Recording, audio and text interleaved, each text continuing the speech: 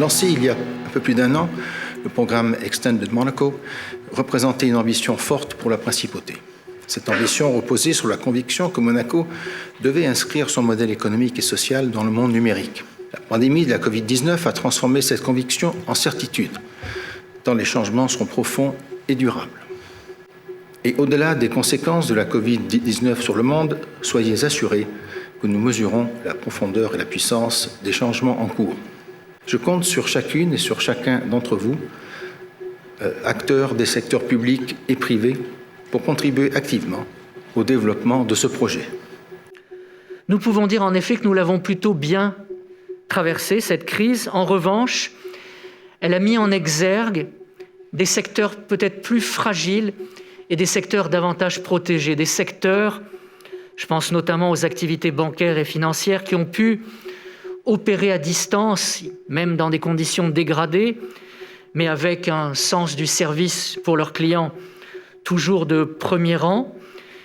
Il faut noter les services qui ont été rendus pendant la période de confinement, notamment par le numérique, pour soutenir l'économie monégasque, et notamment des téléservices qui ont été mis en place par de nombreux services de l'État et la DITN pour aider les salariés comme les entreprises. Si nous avons pu soutenir l'économie, c'est en grande partie grâce à cette réactivité. L'impact inédit de l'épidémie de Covid-19 a validé la pertinence de l'usage du numérique. L'enseignement à distance a pu être mis en place en un week-end. Le gouvernement princier, les professeurs, les élèves et les parents se sont mobilisés pour faire en sorte que la continuité pédagogique à la maison soit une réalité. Car ce soir, vous l'avez rappelé, Monseigneur, nous préparons ensemble l'avenir de Monaco.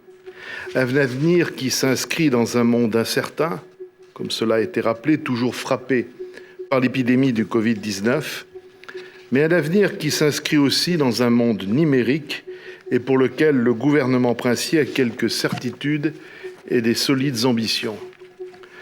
Nos certitudes, nous les tirons des mois qui viennent de s'écouler et du travail formidable auquel je tiens à rendre hommage, qui a été conduit par l'administration pour affronter des menaces que nul ne pouvait prévoir.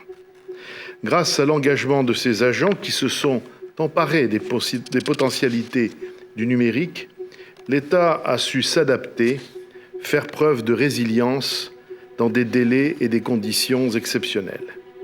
Nous saurons affronter l'avenir avec confiance, quelles que soient les épreuves qui nous attendent.